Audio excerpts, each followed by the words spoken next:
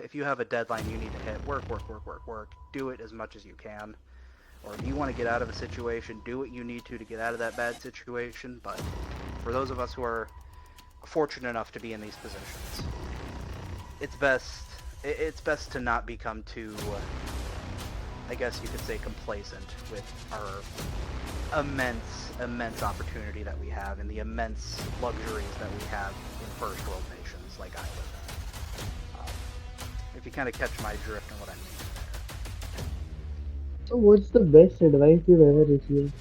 I think the best advice I have ever received, it came from Alright, guys, This is a welcome back go. to the Copy Club. This is your go to podcast for all things copywriting and marketing. We are your hosts, David, Jaskirat, and Arham.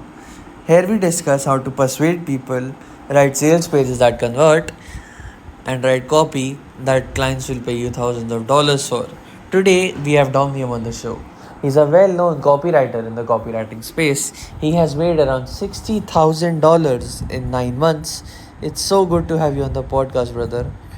Also, you said that you did something other than copywriting. So tell us, Domium, what are you doing? So currently I am heading a decent sized sales team for a rather large company. I'm not going to say who or which company, as that I'm relatively sure may hurt my NDA that I do have signed with the company, but So, it's a relatively good sized team for a very large company. so you're a team head. Yeah, I guess you could say that. My official title is Sales Administrative Manager. So I would Okay. consider myself middle management within the company. Sales head. I'll say sales head. I'll say sales head. Yeah. And now he's doing a sales head job, and he's making $140,000. So it's good to have you on the podcast. Glad to be here. So let's get started with the questions. So what drove you to start copywriting? Well, originally it was just kind of a one-off thing. I wanted to learn the skills because I do have my own side business that I do. And I kept seeing videos around the space actively promoting that it's kind of a get rich quick, uh, you know, make this amount of money in X time sort of thing. So I started having my doubts, very early on. And, from learning the skills, I also kind of wanted to see whether or not it was something that the average human being could do. You always see online that people will go around and spout off, hey, you're going to make this amount of money if you stick out with it for this amount of time. And I wanted to see exactly how true that was. So it was both simultaneously a learning experience and kind of a test of concept to a field of, I guess, freelance marketing that I did not have experience in. Right. So what did you do before copywriting? So before copywriting, I I had my own business, or rather still have my own business in consulting for smaller, more humble businesses in my home country. And before that, even, I had been on some sales teams for two companies in particular. Nike, we all know Nike, and then another company by the name of Sylvan Learning. I worked sales for both of those companies, and I kind of know how they both operate, their tactics, the way they do things, and it's part of where I learned a lot of my sales knowledge, which pivoted me into making my own little business and using the skills I learned there in order to become relatively successful, I'd say. Right. So how did you get your first client and how long did it take? What method you used? Can you take us along the journey? Take us along that journey. Yeah, absolutely. I'll be more than happy to. So, my first client, just to kind of go way back into the past here, when I do consulting, I typically do kind of a door-to-door sort of approach to getting my business. I like to be able to talk to individuals. I like to talk to store owners. I like to be that social person that goes in and forms those sorts of relationships. And when it comes to copywriting, that's how I ended up getting my first ever client. I was up in Canada with my fiance for a very decent amount of time. I think I was there for about 2 months, and I ended up going into this flower shop. Um, it was previously sold to another individual the year prior, and she had all these, this entire list of people she didn't know what to do with, all these, well endowed clients that have come into the store in previous years, knew the owner, had the loyalty to the owner and the brand, and now she had this new store with a different brand name and a different way of doing things, and she just did not know what to do with it. So I started by going ahead and effectively taking that list and helping her come up with a few emails that she could send out to individuals, basically to let them know, hey, this is the same store, your loyalty still matters to us. We're still located at the same exact place, have the same exact hours, and we are going to promise you even better quality flowers. Um, that's basically, the run of it. It was just some simple emails to a list of people that a business just didn't know what to do with. Did you do this service for free? No, I did not. I ended up charging around $300 for the time, and the time took me about, I would say, about 7 or 8 hours. That's actually very good. 7, 8 hours for $300 is very, very good. I thought so. So, what was the first thing you did when you started seeing results? I apologize. Can you repeat that? What was the first thing you did when you started seeing results? So the first thing I ended up doing once I started seeing those results come in, and once I proved that it was something that could actually be done, is I tried to replicate what I did back home, doing the door-to-door for copywriting. I had a false idea that it would still work. Um, and it may still to some people. So I ended up leveraging some past consulting clients in order to achieve my next clients coming in. It was a bit of a challenge to get them on board, not because I didn't do a good job with the consulting, but more it's not what I'm known for. It's not what they have come to know me for. And me coming in with these offers, coming in and talking to these individuals with these offers from an individual they know does something else, it was a bit of a challenge to bring them around. And not all of them did.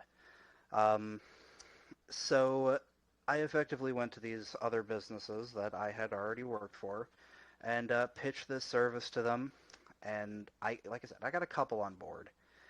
And what I kind of learned from all of that is that you can't always stick to the same method all of the time. Um, I mentioned before that the method that I was using, it didn't end up working all the time. And once I started getting into people who didn't know me, it really just did not work. So that's when I decided to start pivoting more into the online space of things, becoming a truly online freelance marketer. Right, so is there something you do outside of copywriting, maybe traveling, a sport you like, or anything in particular, like your hobbies and etc.? That is a very good question. Traveling is obviously something I really enjoy. I mentioned previously that I went up to Canada to see my wife, and traveling is just kind of a huge thing for me. I never used to get to do it when I was very young, so I'm trying to get all those that travel fire kind of extinguished while I'm young here, and I can still do it. As for things that are just kind of homebody sort of hobbies, I really, really do enjoy computer, I guess computer repair and computer troubleshooting as well as upgrade paths. In fact, I started my own little, I guess, side hustle helping people repair computers, helping people go through software issues and create upgrade paths for their computers. And that's a hobby I was able to market on a decent amount. Um, but it's just that's something I really enjoy. I have my own little workshop that I repair computers in, or I make my own little builds. And I would say that that's kind of my biggest hobby at the current moment. So, like repairing computers. Yeah, repairing computers, helping them, fully build it from scratch. It's pretty much anything to do with the assembly and the making work of a computer. Um, I'm into pretty much all of it. I guess I can't That's say that very I'm. interesting. Yeah, yeah, it's a super super fun thing to do. I very much encourage everybody, who may be listening or you yourself to go ahead and try to get into the world of computer repair. It's super lucrative. Everybody wants a PC at this point. We know how I big I would Nvidia love is. to get into computers if I had the budget to actually buy one for myself. You see, it's funny you mentioned that, and I know not everybody has the ability to go into these big high-end parts, but it's something that you can really start with just a couple of $100, or even just $500. I remember when I was younger, I uh, I went ahead and I bought a PC for $300 off of Facebook Marketplace, and this was back when the pandemic was still going on. So people were just at home. They were sitting down playing Fortnite, playing video games, whatever the case may be. And all I really did was take the computer, clean it up. It was all dusty and had all sorts of dust traps inside of it. And I went ahead and I just put a bunch of RGB lights inside of it, some RGB fans, and to replace the chip with pretty much the same exact chip from one that I had lying around. And I ended up selling the thing for $600 profit. Um, or sorry, not $600 Same. profit, $300 profit, $600 total. And it's as simple as having the ability to do that, just having a skill that you can put something together and you can have somebody see the results of them putting it together, and having somebody who wants that, you know, it's not hard to make that kind of money. It's not hard to make those little side dollars so you can actually start putting money into other things that you enjoy. And it's something I rather do encourage. Um, it goes into the concept, something I believe very firmly, of being the guy who sells pickaxes at the gold rush. You want to be the guy who's selling the shovels and the picks, just the same as I was the guy supplying computers to the Fortnite kids. Um, I kept doing that for a couple of years before the well kind of ran dry on all of the Fortnite kids who would buy the computers basically within the first week. But what can you say? So what does your day look like? As in my kind of like a 24 hours in sort of thing? Mm, yes. Well, my day typically, nowadays, it's typically just waking up, looking at emails, and starting to prepare my day for the little bit of training that I'm still going through as a sales head.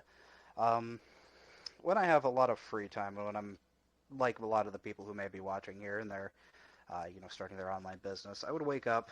Typically, I'd eat some breakfast. I'd eat the same breakfast every single day, a proper English breakfast. I believe there's nothing better than it's the one thing it hits the one thing I really enjoy in terms of breakfast foods. Not many things get me. Um, and then really just from breakfast, it's as simple as kind of having a little bit of a morning routine. Um, Going through, you can start looking at emails, having a shower. Showers, I believe, are incredibly important to your mental health and your focus throughout the day. I believe being clean is something that a lot of people don't seem to value as much as they used to.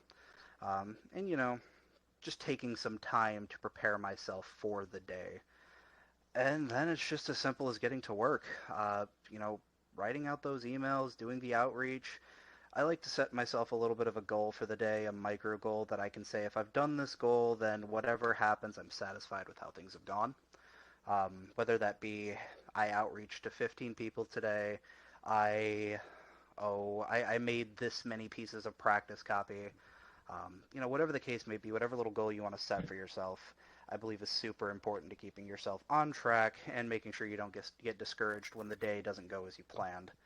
Um, Other than that, once the workday is over with, it's off, make dinner, shower again if I feel the need to, and just sit down with some informative YouTube videos or a book, any book that I may like, and off to bed. It's a pretty a pretty par for the course sort of day, but it's the routine and the discipline from it that I think a lot of people could benefit from. A lot of people are always, I guess you could say, unfocused and unwilling to just put their attention on the day ahead.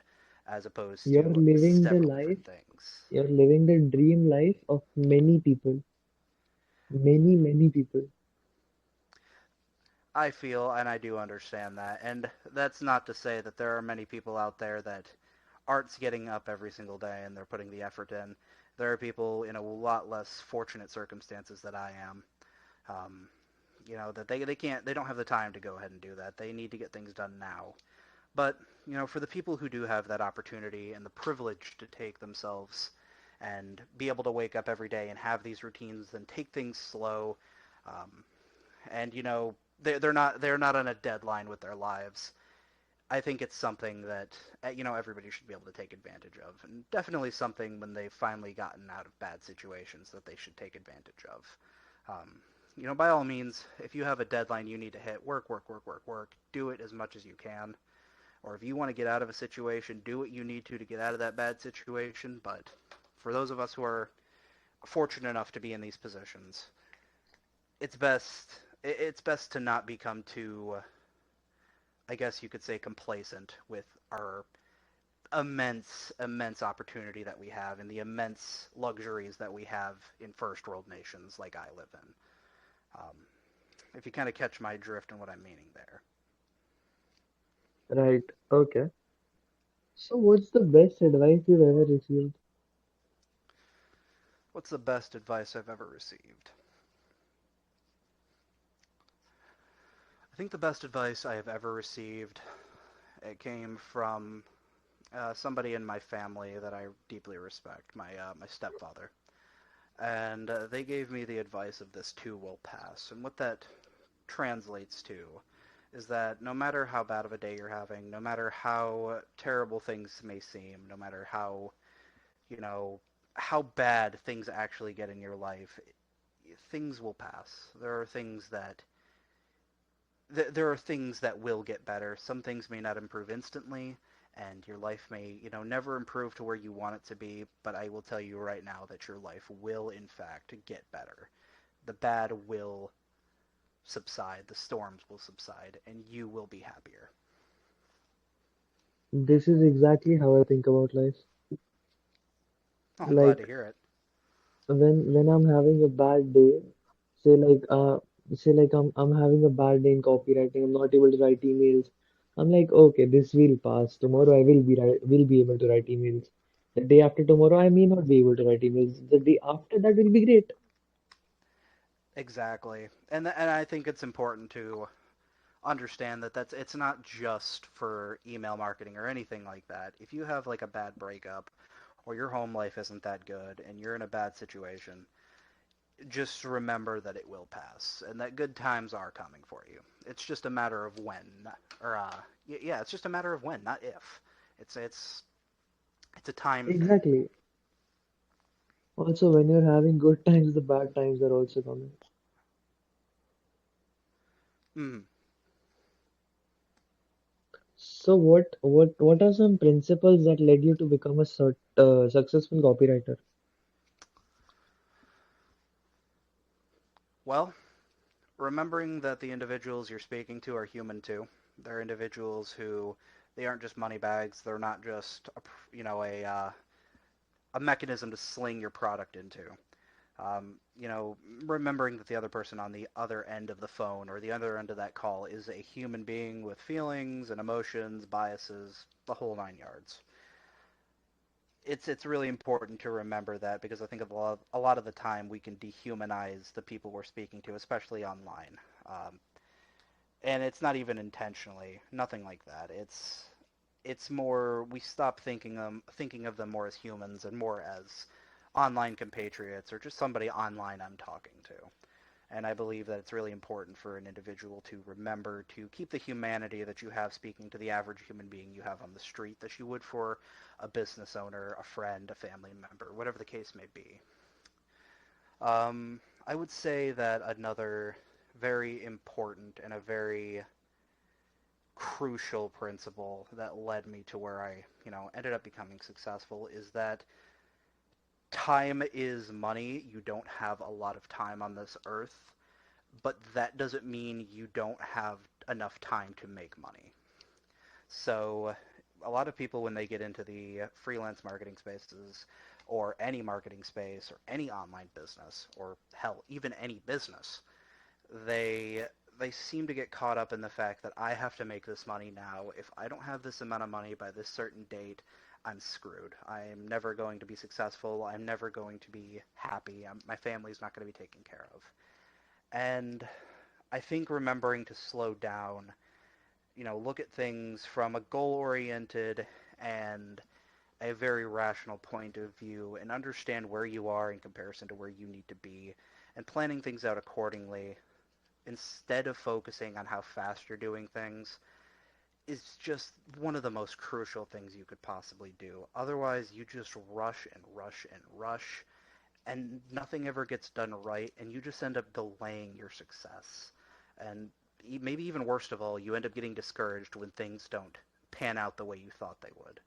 Um, I think that's kind of the explanation of what a lot of, I guess, motivational speakers will tell you. People online, this stuff isn't going to come all at one time. It's something you have to work towards, and you have to keep working towards it.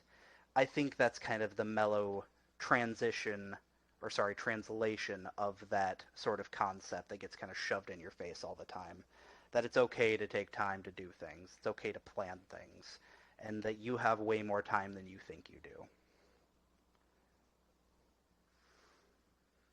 All right, that's really really great. So, were you simply a copywriter, or did you do something else for your clients too? I'm sorry, what was that last bit? Were you just a copywriter, or did you do something else for your clients too? So I did a little bit of everything. Copywriting, of course, was one of them, but sales pages were always, a big one. I like pretty things, honestly.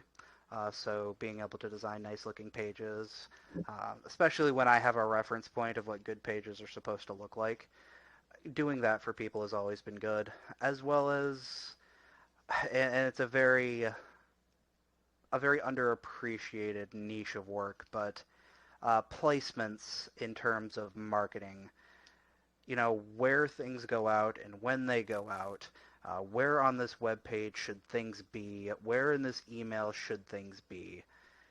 It's kind of a lost art form and something that I think a lot of people just kind of skim over. But it's something that I learned and that I did for individuals who may already have websites or may already have emails. Just optimizing those emails and web pages to make them look better, to make them operate better, feel better for the consumer point of view. I believe that when the consumer has a very good time navigating your web page or your emails, they're going to have a lot better time dealing with you and dealing with your product. And it builds that brand loyalty and rapport that honestly is just essential to every single business. Yeah. So, what do you think about writer's block? Have you faced it? And what do you suggest that how can others overcome it? Because many copywriters face it multiple times when they write a copy. So how So, did you overcome it? well, I'm really glad that you asked that. Writer's block is something that a lot of people experience. Blanking out on a page, not knowing when to write, and getting really discouraged when, you obviously can't figure out what to write. I think the best way to overcome that, and honestly the way that made sure that I never had it again, was just put things on a page. Put words on a page. Let your creative ideas spring forth. Let whatever is on your mind come out. There comes a point where, you might get writer's block so bad that you just stop altogether. And for me, when I felt myself feeling that way, and when I felt myself getting to a point where, I couldn't come up with any creative ideas, I would just start writing things down on the page. Sometimes I'd eventually have an entire page filled with nonsense and stuff that I couldn't use, but it would still get the creative juices flowing. It would get the mechanism in my head flowing to start thinking of ideas while I'm writing, coming up with ideas on the fly, trying crazy stuff, and seeing what worked until I found something that was relatively decent that I could latch onto and then optimize from there.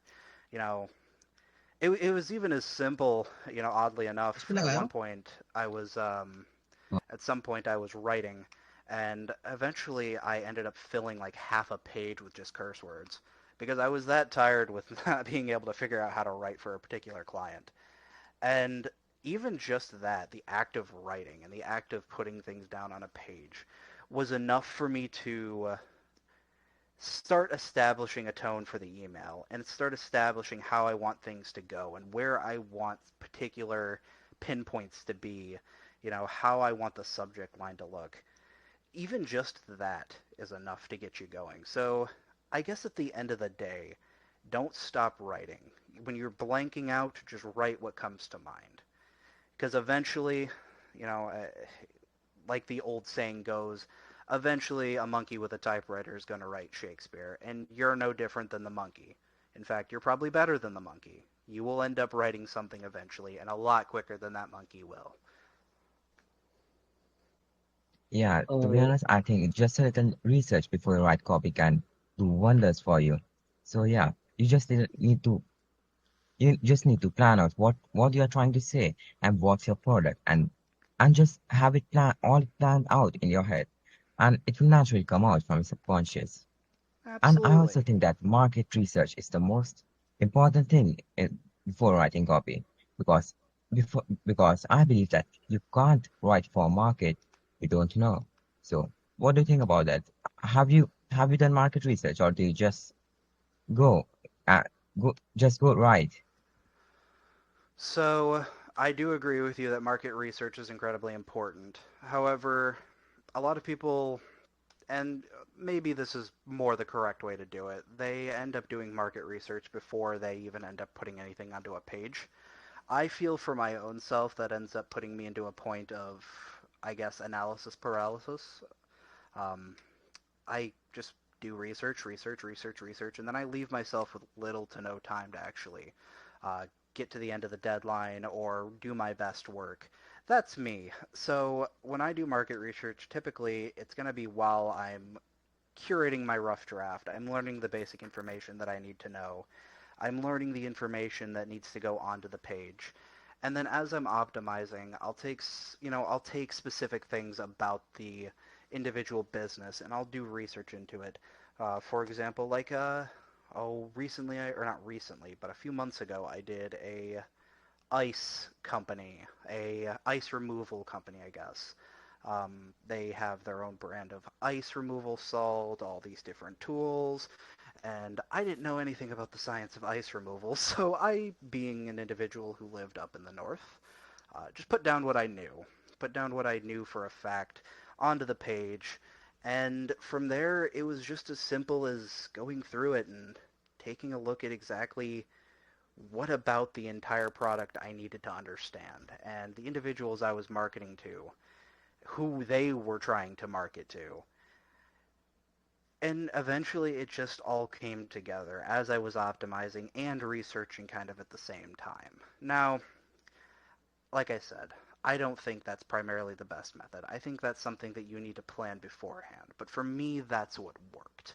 Um, it led to more creative, at least in my opinion, more creative and more spontaneous, perhaps even riskier emails or riskier lines of text, wherever those text lines may be, than it would be if I had already planned things out meticulously in my head. It opened up a lot more to creativity and being able to be creative with that research. Yeah, I see. I'm sure that a lot of copywriters need to hear that. So, so have you read copywriting books, and have they been helpful to you? Nope, I do not read copywriting books at all. Oh, I see. Yeah. do you Yes, read but any books at all? So, yeah. in terms of that question, like I said, I do read books. I said that before, that I do like to lay down with a book. 99% of the time, it isn't like some, I guess, study. I like to call them study books, the copywriting books, the marketing books, the 10 steps, Rich Dad, Poor Dad, all that. It's not something that I typically like to do. And the reason I don't really enjoy doing that is I believe that being able to get the information from the public sector and being able to get it from kind of just free places is the best use of your time. And that's not because the information's always going to be the best. It's more that it harnesses your skills with being able to find that information and actually research and have you be able to find information without having to just consult the pages of a book like it's a textbook and copying things just on the fly. You can come up with your own ideas on it and your own opinions, try things out.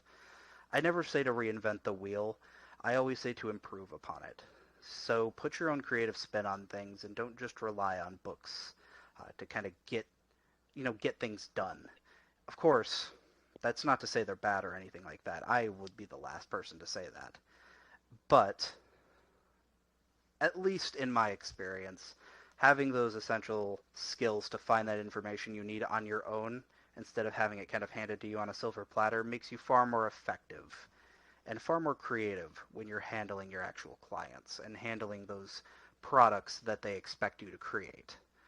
Um, though, to answer your question, I love myself a fantastic Tom Clancy book. To give you kind of an idea of what books I do read. I love Tom Clancy. That is my choice of book when I'm done with work for the day and I want to lay down with a book. Yeah, yeah. Yeah, man. Now we have talked about books. Now, what do you think about copy? How can you make a copy flow? I mean, I'm sure we have already talked about this, but is there something that you do before writing copy that makes you flow effortlessly? Hmm. It makes it flow effortlessly. Well, I believe that I believe that there's no such thing as effortless flow, first and foremost. However, the best way to make things flow reasonably well, or at least the way to start it out, is to simply put words onto a page as if you were writing, I guess, a story, or maybe a documentary, or a science memoir, maybe taking inspiration from things you've already seen. Um, I like to adopt tones, I guess you could say, in my work. Um, whether it be, the tones of um, like a Bear Grylls science documentary or a 1920s commercial. I'll take a tone, put it in my head, and say, this is how I want to write. This is how I want things to sound. I know how these people speak, and I want to translate the sound and the feeling and the emotion of that onto the page. I think that is a very powerful tool. The ability to take tones from things we already know and we've already seen, heard, experienced, etc., and give yourself kind of a copy of that in your head and just flow as if you are writing in that style. As if you are Bear Grylls, as if you are the 1920s commercial host. Um, Making copy flow is an art form, and I believe it all starts with taking that tone and just flowing with it, just going with it, and seeing what you come up with. Because at the end of the day, when people want to read something, they want to read something entertaining, informative, that answers their questions, and ideally something of all three. And I think that adopting these tones is the most excellent way in order to make sure that the copy reads in a way that is both entertaining, informative, and answers the problem.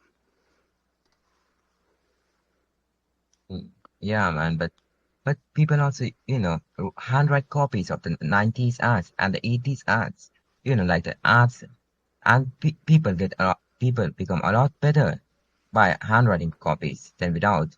So what do you think about that? Have you handwritten copies before? I have not, only because my handwriting is atrocious. It's the worst in the world. Yeah, I would love to show you a picture of my handwriting. In fact, after this, I'll happily write down a couple sentences on a piece of paper and send it to you guys. You can see how bad my handwriting is. But I I can think, relate. Yeah, exactly. Not everybody's handwriting is good, especially because we've all been on computers for so long, right? It's kind of replaced written documents. Everybody's going paperless. But I think there is something to be said about writing things down. I think it really helps, and I guess personalizes things when you have a pencil in your hand and a paper in front of you, and you're actually putting words, physical words, on a page in front of you. Um, Not only because it's, now yours, it's not on a Google document that everybody's seen before, or it's not on the same software that everybody's used before, but it's it's a way for you to keep those creative juices flowing. You know, with every stroke of the line, I believe that no matter if you're painting a picture or if you're writing something on a piece of paper, you're creating a form of art. And it's something that you can be way prouder of at the end of the day when you're looking at that piece of paper than it is if you're just looking at it, same font, same exact spacing on a Word document.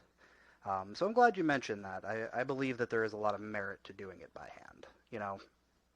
Of course, translating it to the computer is going to be something you're going to have to do, but it just it feels a lot better. It's something you can be much more proud of. You can be a lot more creative with, and something you can be a lot more optimistic with as well. Yeah, man. Yeah. And I also believe that when you handwrite copy, your subconscious absorbs most of the stuff that you write. So when you do start to write copy on a doc, then it will all just flow much better, and your subconscious will just write ads like the 90s and the 80s, or the ads that you hand wrote. Absolutely. And I think that, you know, at the end of the day, regardless of what anybody says online or what we say here, just do what makes your brain flow the best. If you find something that makes your brain flow and gets those creative juices flowing, do it. Keep doing it and don't stop for a single soul. Trust me, I've fallen into the trap of listening to everything I've heard online, and it does not end well.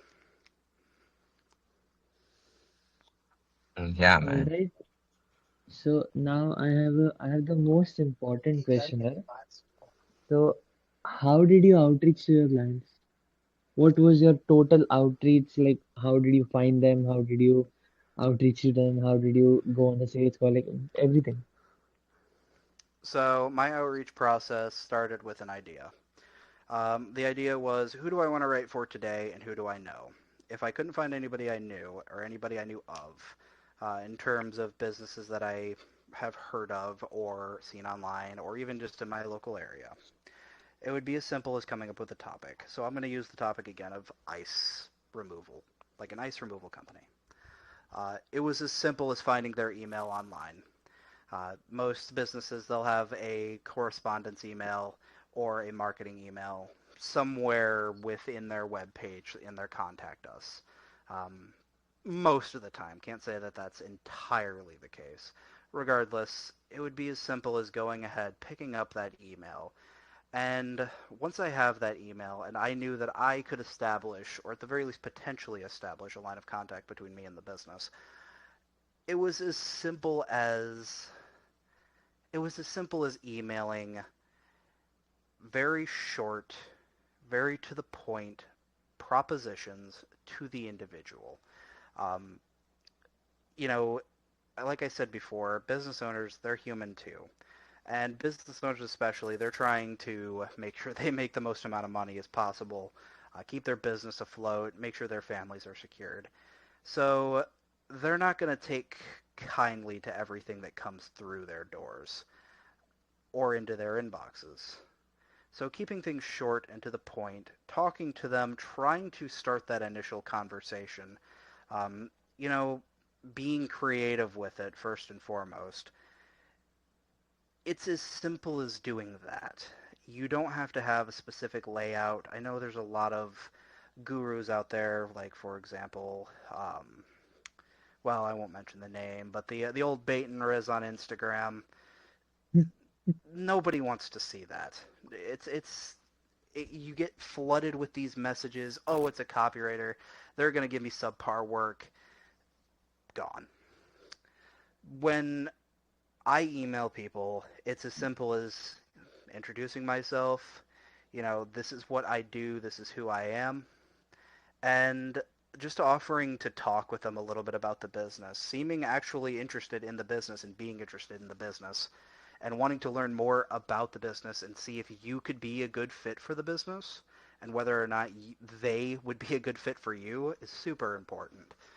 I mean, talking with people and talking with these individuals, getting onto that call so that you can discover where your compatibilities lie, I think is absolutely crucial and should be your first step in outreach. It's not going to be getting the papers signed for the deal. It's not going to be getting an agreement or getting a deposit into your PayPal account. It's forming rapport. It's forming a connection. Because at the end of the day, the business owner is the consumer for you, and you are the business owner in your own business space. So you need to follow the same rules. You need to establish that rapport. You need to establish that connection. You need to talk with them. You need to be simple, to the point. You know, speak to them in a way that they can understand that you're not just a sleazy con man. And once you've established that connection, it's as simple, it really is just as simple as coming up with a plan with them on the line and determining whether or not that plan works. If it doesn't work, well, oh well. They'll find someone else. Or they might not find anybody else and they just kind of screwed up on that. They lost potentially $1 million copywriter. And then you move on. But once the plan's set in place, then you can get to work. I know it's a little bit broad, but I think it needs to be. Because as with all people, and as all people are, there is a very wide variety of personalities and individuals out there, and not one tactic is going to work the best or be the most effective, as people are not persuaded the same way robots are. Robots, you tell them one thing, they will do a thing. If they need security, they'll ask for a password. We don't work that way. We need connection. We need rapport. We need a plan. All right, all right. So like you mentioned, getting on a call. You're a sales head. Can you give us tips on how does a sales call go? How do you like make sure you get the client? Since you've worked in sales all these years, you must know some secrets that we don't. It's their idea, not yours, first off. As many ideas as you can plant inside their head, the better. You're going to get 20 no's before you get a yes. It's very, very easy to get caught up in individuals who may or may not, will they accept my deal? What if I start talking about the wrong thing at the wrong time? You don't need to do that. Just give them the knowledge about your product that you know and that may help their situation even better. For example, when I used to work at Sylvan Learning, a big tip that they taught us is just go, just say, just do. And it sounds very simple when they say it like that, but it's you notice that their kid, for example, needs SAT training. The SATs are coming up in a month. They need that SAT score to come up so that they can get into Brown or Harvard. And the parent doesn't really mention any of that. Well, why don't you mention it? Why don't you get into their head, hey, your kid looks like they're a very bright individual. I can tell that they're going to have some very, very great aspirations growing up in their career, and I really want to be a part of that, and I really want to make sure that they are on the right track to succeeding. Have you thought about SAT tutoring? Have you thought about getting, your kid's scores up? Where is your kid's scores at? You know, we can very easily set that up. I can set you up with a consultation right now and we can talk about it. Getting them on the phones with individuals who, you know, more or less are able to give them the full details on it, or if you are the individual who has all the details on it, being able to convey and get that into their head. So at the very least, they know about it and they're thinking about it. It's super crucial. Super crucial. Don't force it. Don't bring things up at the wrong time. But if you notice it, do it. Because at the end of the day, like I said, 20 no's before a yes. And if you don't say anything, that doesn't count as a no. So you've just delayed your next yes.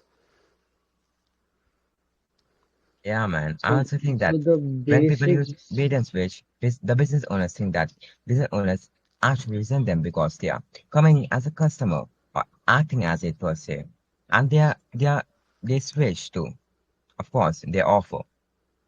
So it's basically you are like manipulating them. So bait and switch is definitely not the method you should go with when you're starting outreach because No, business owners don't like that, right? no, not at all. They don't like that. They don't like to be lied to. They don't like to know you're a salesman. They like to know that you're a person selling things. And I know that might sound like the same thing, but there's a huge difference. Because the individual on the side of the road on in a metropolitan city may be selling hamburgers out of a food truck, and those might be the best hamburgers ever. But if they're standing up, they're saying, we're the best hamburgers in town. These hamburgers are going to cure cancer, et cetera, et cetera. Chances are people aren't going to really come and flock around and really trust that the hamburgers are going to cure cancer. Whereas you might have another food truck on the other side of town, and they don't need to let flashy sales language or all these marketing tactics or any manipulation go into it. They just offer a really good product and they let the word of mouth go around. And they respect that individual more. And they're willing to buy from them because they're buying the product. They're not buying you. People don't like salesmen. It's been since the dawn of time that people do not like salesmen. If you're offering snake oil, there's a reason we came up with the term snake oil salesman, because we began to realize that there were individuals that really just wanted to sell and take your money, and who knows if their product's good or not. Who Yeah, and knows? that's the point. Business owners want to see that you are actually human and not just out for their money and draining their business. Business Exactly. owners I just think you want got to it see on the that you are spot. human. Yeah. Mm. All right. So when you start writing copy, what are some common mistakes or what mistakes that you made that made your copy bad? Writing too much. It goes Or into having the creative juices flowing. You also got to know when to switch them off and realize enough is enough. I think along the same lines, over optimizing, trying to make the copy as best as possible, so much so that you end up making the product even worse. You know, there is such a thing where you start optimizing things and you start trying to make things better, where it becomes less about rational optimization and more in the line of, I think this is going to look better, so I'm going to put it in here anyway because I think it looks better. And it's a very fine line to walk. Very, very, very fine line to walk. But I think knowing when to turn yourself off, even when you have those creative juices flowing, at a million words per minute in your head. Oh, I want to do this. I want to change the formatting. I don't think that this picture is lined up. I don't think that this flows right in this paragraph. I think I should separate these into two paragraphs, and maybe that'll improve reader retention, et cetera, et cetera, et cetera. I think that getting to a point where you're looking at your copy and you have all this going on in your head, taking a step back and looking through later when your brain is turned off is kind of the best way to counteract that mistake. You don't want to over optimize, and you don't want to spend all your time on one thing, optimizing one thing, when could be even thousands of other things there that need your attention more. yeah, man, that's also one thing that really helped me when I started writing copy is that you just need to believe your gut feeling and trust your gut feeling. You just need to ask yourself, is this copy coming in the right way? And if your gut feel says it's bad or it's good, believe it, and you just need to change it that way. Exactly. Listen to your gut. But like I said, if your mind ends up going at a million miles per minute and you want to change everything all at once, I think that's a good indicator that it's time to stop and take a look back when your juices aren't as flowing as much. When you're outside of creative mode and you're back into your rational state of mind. So, my next question is, who was your mentor if you had any? I'm sorry, repeat that one more time. Who was your mentor if you had any? No mentor. I learned How did you pretty learn? much everything that I needed to know in terms of marketing, sales, the whole nine yards on my own, through the trenches, through YouTube videos, through online searches, and through the companies I worked for. I was, not to be completely somber, but I didn't have many people throughout my younger years, and that persisted when I finally pulled myself out of the trenches. I think that's a large part of the reason why I try to help people now, and why I preach very holistically that my goal isn't to make you rich. My goal is to keep you out of the slums, because I've been in the slums, and it's not a good place to be. You don't want to be in the gutter. You don't want to be gutter trash. So, what do you think about copywriting courses? Have any courses helped you in some way? And have you bought any?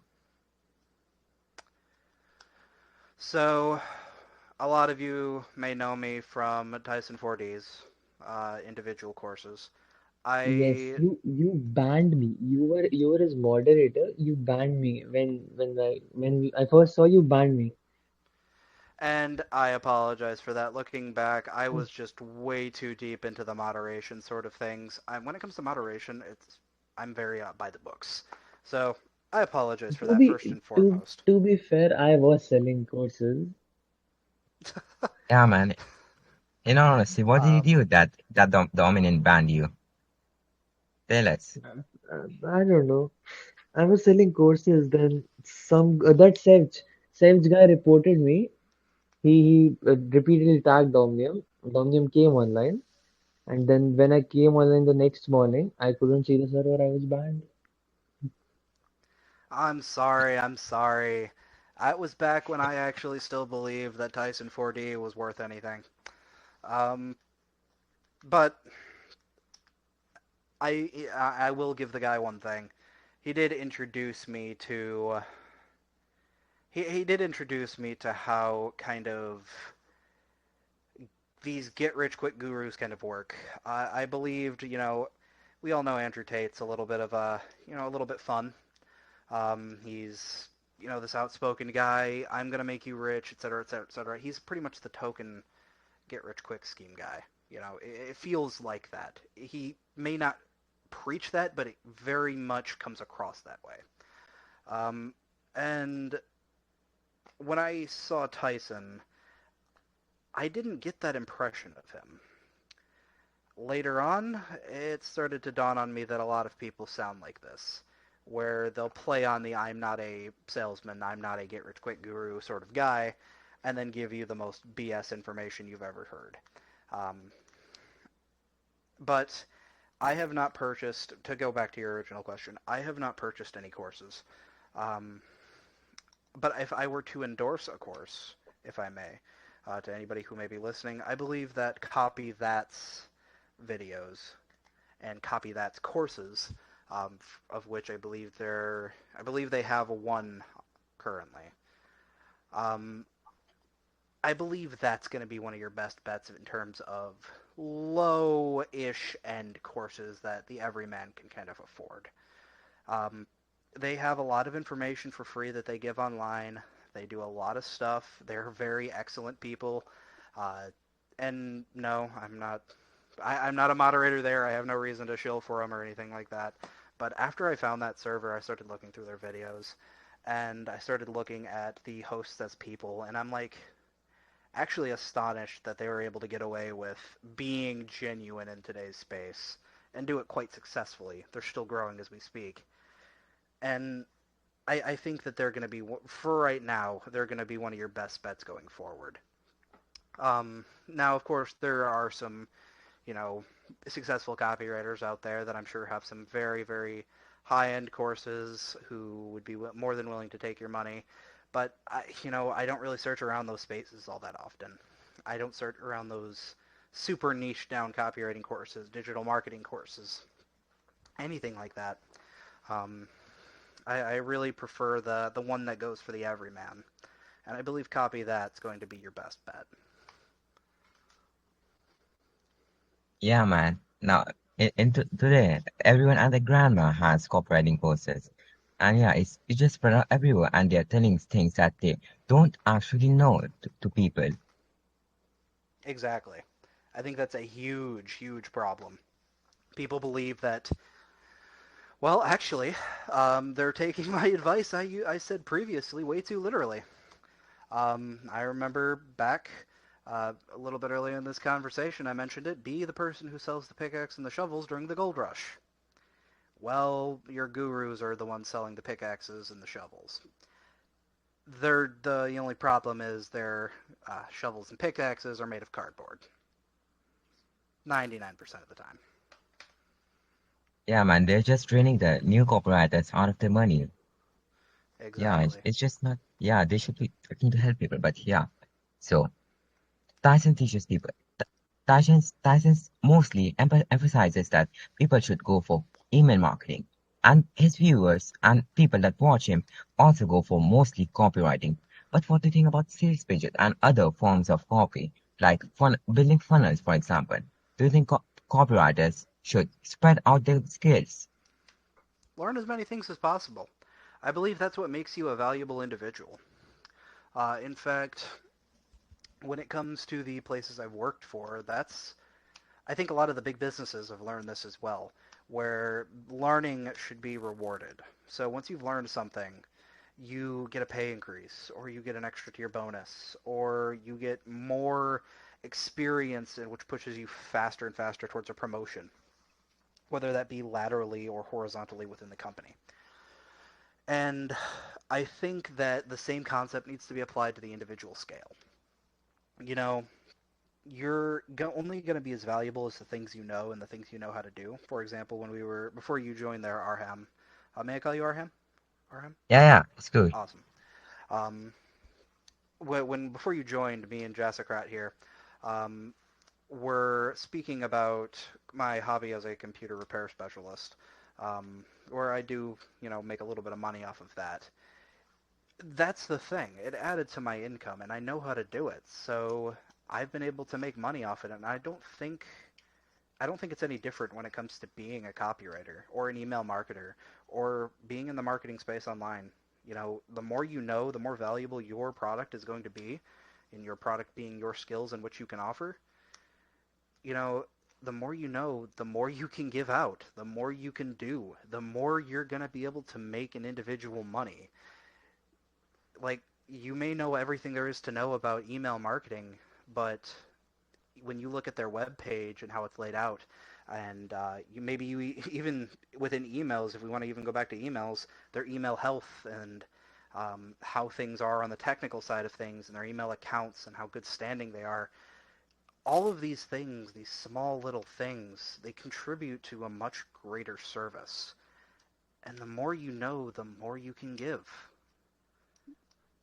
Yeah, man, if we solely focus on copywriting and master email marketing per se, and if they have and if they don't have a good sales page, now you knowing only email marketing, you won't be able to update their sales page to increase conversion. So they will naturally hire another copywriter. While you could have also updated the sales page if you had the knowledge to do. Exactly. And I believe knowledge is power. There are people, your elders, anybody, older than 60 or 70. I guarantee you go up to every single one of them and you ask them their opinion on learning. They'll all pretty much have the same opinion. They'll want to learn. They'll want to know things. They'll want to be informed on things that they find interesting or they believe is going to improve their lives. So just continue to learn. Continue to sprout yourselves out. As you become good at one thing, maybe explore another. It's as simple as having the willingness to do so, really. All this information, all the information that the big copywriting gurus have, all the course sellers, all of it's online. You can find it. And that's why I believe that being able to research things is important. because you can be your own course. You can be your own course. You can go down the list of things you want to know and learn them and become more valuable. Yeah, man, that's really important. So, see, So, all Dom, right. the last question I have before we wrap this up, it will be, do you think AI will replace copywriters? If yes, No, then how should you? sorry, I Yeah, didn't how mean to should interrupt you you there. defend yourself against it? Yeah, right. Well, How can you defend yourself against? in terms of Yeah, AI, yeah. and this is a really hot topic issue. That's why I said no immediately. No, AI will not replace us until AI becomes actually intelligent. Um, until it comes to a point where it is genuinely human intelligent. It can tell you the weather. It might be able to tell you the weather in Sacramento, California on May 18th, 2027. Or it may be able to tell you what the snowfall was like in, you know, Missouri in 1982. It may be able to tell you what the market was like in 2004 in France. But it's never going to tell you how this affected individuals. It's never going to tell you the stories that individuals may have. It's never going to have the creativity to do that because all AI does is take from other individuals. Same with, it's the same concept with AI art. No AI art is actually original. It is literally just taking pieces from other well-known or publicly available pieces of art and it's stitching it together in a way that fits the description that you've given it. And it's the same thing with what you ask a bit of an AI. It's going to give you information that may seem creative, but it's not. You know, they might be able to tell you all these factual statements, but to go back to, the market in France, it's it's never going to be able to tell you how it impacted somebody, how a family might have lost all their belongings because the market crashed, or it's never going to tell you how somebody became so successful because they ended up investing in this one particular mutual fund that made them hundreds of millions of dollars. It's never going to tell you these stories. It's never going to tell you where they were that day, what they were doing, how they were feeling. It's never going to be able to do that until it becomes genuinely intelligent and it can start having experiences. And I'm afraid to say, when that happens, well, we'll talk about it later. But to answer your second question on that, how can you defend against it? Continue being real. Continue getting stories from individuals. Continue talking to people. Don't talk to AI as much as you talk to people. If you know, if you have the choice between talking with um, like a market analytics major about the market and GPT, choose the human. Get the information you need from them first. Then you can go to GPT if you need some more, number analytical information. And I think at the end of the day, once you've trained yourself to not rely on GPT for information 100% of the time, that's pretty much your best defense for it. Because, you know, nobody is going to produce better stories than a human is. Nobody's going to be able to produce more creative works than a human is, or be able to sell as best as a human is. Okay. Exactly. So, when do you think AI will reach that level of intelligence where it can like do everything? Like you said, it can tell us about that family in France. So I believe it's going to reach the level of intelligence where it's going to be able to do that probably by I would say when it hits the late 22nd century. They're very specific, I know, and the only reason I say that is because based on how things are currently going, at least to my mind, I am by no means educated on AI in terms of how it actually 100% works. But to my mind, in order to come up with those creative stories and be able to simulate the creativity at the very least to a point where we wouldn't be able to distinguish it from actual humans, um, it needs access to the human mind. And I believe that within the next century, century and a half, we're going to experience a shift into having our minds linked more with the internet than ever before. We already know how Elon's company, I can't remember exactly what it was called, but their computer chip in the head that can Neuralink. play chess, Neuralink, that one, how they can play chess and all that. That's just the beginning. That's the wheel. That's how things start. And then it's just a matter of time before we get it connected to the internet, and it's slow, and it doesn't work really well. But then people optimize it and optimize it and optimize it and optimize it, and eventually, well, AI is not going anywhere. It's going to have access to the human mind. It's going to be able to read that. It's going to be able to read those signals. I think by then that's when we can start worrying about whether or not copywriters are going to be replaced. And frankly, I think we would have at that point a lot more to worry about than copywriting. In my opinion, like you said, the AI cannot be distinguished from human, but it cannot be distinguished from humans because like in today's world, like right now, I can go in some websites and create some audio files. Then I can call you. I can imagine get your voice and then call you. You will think that you yourself is talking. Exactly. And I think that's a very important distinction. AIs live in the past, or even just the present, but we also live in the future. We can, like you said, you can get my opinion on things. You can call me up at any point, and I can give you opinions on whatever project you're doing, or we can talk and have a beer together. We can sit down at the bar. We can I'm not old communicate. enough. Well, okay, you get my point, but we can have a soda. How about that? Yes. Yeah, man. Uh, Also, the last time ChatGPT was updated was at 2021. So yeah, it's living in the past and not the present. Maybe ChatGPT 4 is different, but ChatGPT 3, the free one that most copywriters use, is 2 years behind, 3 years behind. Exactly. And it's only going to continue to be even further behind because, frankly, the world changes too much, and, you know, there's a lot that AI is going to have to catch up on in the coming months and years. Um, a lot of specifics, a lot of stories, a lot of individual troubles, problems, and pains, and successes that I don't think AI is, until we hit that point, I like to call it the point of singularity, where we're going to have to start worrying about that. I don't think it's going to be something you guys ever have to worry about. You guys will be long dead, and I guarantee your kids will be millionaires, billionaires, etc. before we hit that point.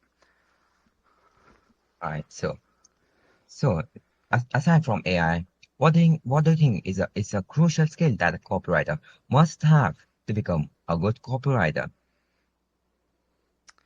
I spoke about this a lot, and I feel like a broken record saying it, but creativity, as well as patience. Creativity plus patience creates the best works to man that anybody can ever, even comprehend. Think about how long it took for Da Vinci to paint all of his paintings, to make all of his inventions, some of which we still reference today. Think of how long it took for Shakespeare to write all of his plays. That's a bad example. Some of them were stolen, but think about all of these great artists and how long it took for them to create their masterpieces. People we talk about today, it takes a lot of creativity. It takes a lot of risk, willing to put some risk into some things, into your writing, into how things flow. Take those bold ideas and put them onto page. And it takes a lot of time and patience. And getting, trying things out, seeing them fail, seeing them not work, seeing some things succeed, but maybe not succeed all the time. Those are the two essential pieces that are going to make they're going to make copywriters do the best work that they possibly can. It's going And to yeah, man, make just yeah, masterpieces. just look at the old people in the 90s. Do you think that they were using AI to write the copy? Of course not. They were writing from the subconscious, and they were just flowing with creativity. So yeah, human that can definitely write better than AI with no, I can say that with no doubt. Absolutely. You couldn't have said it better. You couldn't have said it better there. So Right. Domian, that about wraps it up for today. Uh, before we end this call, before we end the podcast, tell me, would you like the people to know anything that you want them to know? Is there something important that's coming up on your side? Is there something Yes, important that you would want people to know? Well, I'll answer both of those questions. First and foremost, never stop what you're doing. Never believe that what you're doing is not for your own best interest. If you really believe that what you're currently doing is going to make you successful or it's something that you love to do, never stop doing it. Never stop trying. And never stop putting your plans into action. At the end of the day, this is a pretty common thing a lot of people say, but I think it's super true. Just giving up is giving up's the failure point. When you Yeah, put your stuff that's down, blatantly obvious. Yeah. that's it. And then to answer your second question, in terms of plans I have coming up, uh, in the Discord server that we share, Jaskirat, I'll be yes. hosting a personal finance class here within the next, I would say, month. I'm still putting things together for that, but it'll be a class, be a little rundown on more specifics in keeping yourself financially literate, as well as making sure that you prepare yourself for the future when you eventually retire, sipping a margarita in the Bahamas. You know, I'm preparing classes to make sure that people don't end up in the gutter. Financial literacy is super important, and I believe that everybody needs to learn it. And so I've taken it upon myself to use a little bit of my free time to make sure that everybody has the knowledge they need. So that'll be in that server about a month from, about a month from now. Maybe I haven't come up with a date yet, but within a 3.5 weeks or so. All right, I'll put the server link in the description. Excellent. Yeah, all Okay, right, man. I'll definitely so check out the finance class and I'll have a look out. I'll head up for it. And yeah, I believe. And yeah, this podcast has been amazing and it's actually mind blowing. I'm sure the viewers are holding your head with all the knowledge that we have given. So I think Well, that's for today. So last question. Where can people find you? Well, you can go ahead and find me at my Discord. You can go ahead and text me at any point. Or I will go ahead and I will drop an email to you guys here. I'll send you guys a chat with my email that you can put it down in the description. Go ahead, if you want to just chat with me on basic things on Discord, you guys absolutely can. Just go ahead and add me there, and I'll be happy to go ahead and answer any questions you have. Or if you have anything more long form or specific that you need answered, don't be afraid to use my email. I'll be happy to go ahead and reply to as many as I can, or whomever shows up. I'll be happy to take a look and see what we can do for you. All right, man. We'll put both of them in the description. The the Discord ID and the email that you had said. Yep, I I am, will man. send that. All right, man. Yeah, it's been a great call. So Absolutely.